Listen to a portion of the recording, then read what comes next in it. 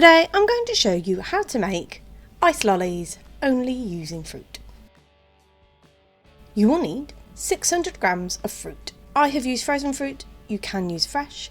Mine consists of 200 grams of blueberries, 200 grams of strawberries and 200 grams of raspberries, but you can do any combination you want to do. This is going to work with any sort of fruit. Also going to need an ice lolly mould, so I've got a silicone one because I find it easier to take them out, but you can get hard plastic ones, but you're going to need something to basically mould the lolly into.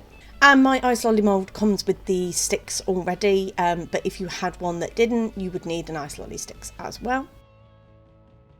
What you're going to do is, to a saucepan over a medium heat, you want to add in all of your fruit. And you just want to cook it for about 10 minutes, which is going to allow all of that fruit juice to release from the berries, and then it's also going to help break down the fruit. If you're not a fan of having whole chunks of fruit in your ice lolly, by all means at this point you can blend it, either with a hand blender or in a blender if you allow it to cool. I quite like having little chunks of fruit in mine, so I just let it cool down at this point and kept it as it is.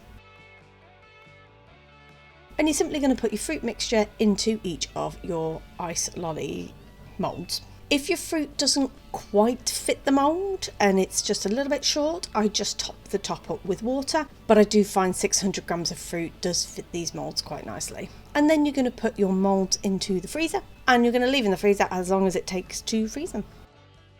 And there you have it.